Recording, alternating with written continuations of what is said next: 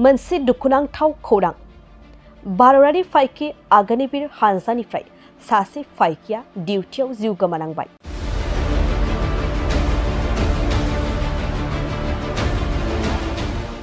थारैनो जोबोद दुखुनांथाव। आग्निवीर फाइकि हानजानिफ्राय सासे गोख्रों फाइकिया डिउटियावनो जिउ गोमायो। नैबे सावगारियाव नुनाय फाइकिनि मुङा अक्षय लक्ष्मण। बिथाङानो जाबाय भारतारि फाइकि हानजानि सासे आग्निवीर।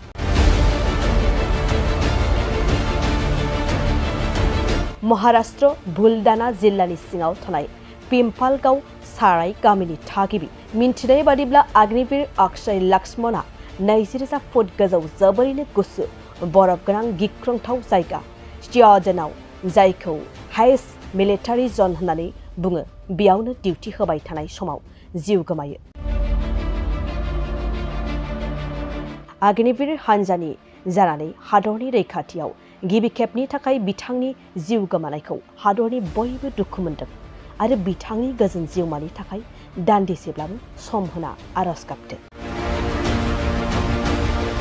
आरो दा बिथांनि नखरनि थाखाय बिथांनि मुङाव नेम बायदियै गासै नन कन्ट्रिबिउटरि इन्सार्ज महरै 48 लाख रां, लोगोआव 44 लाख, लोगोसे आर्म फोर्स बेटेल केजुवेलिटि फान्डनिफ्राय 8 लाख रां, सेवा निधि आरो गुबुन गुबुन सरकारारि फान्डनिफ्राय नेम बायदियै गासै 13 लाखनिबो बारा रां बिथांनि नखरनो होनाय जासिगोन।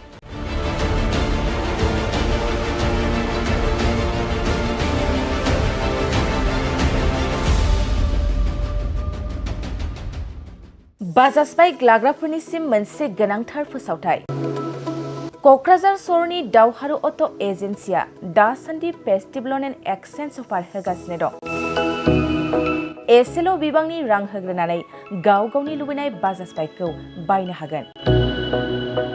बे सोलिफु फेस्टिभेल एन्ड एक्सचेन्ज अफाराव बाजाज कम्पानिनि गासैबो मडेलनि बाइक जेरै पालसार, सिटि, प्लेटिना, एवेन्जार, डमिनार आरो गोदानै लन्च जानाय बाजाज मडेलनि पालसार N150 खौबो मोननो हागोन।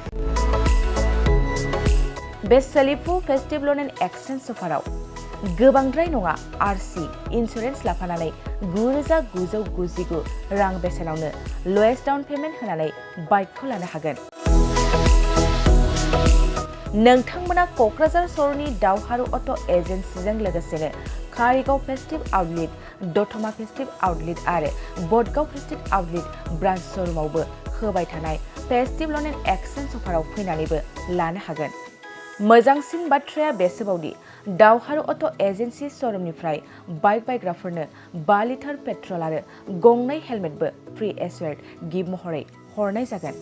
अब्ला दानो बुकिं खालाम 6000399187 नङाब्ला 8822 018193 जानबुं अनजिमायाव।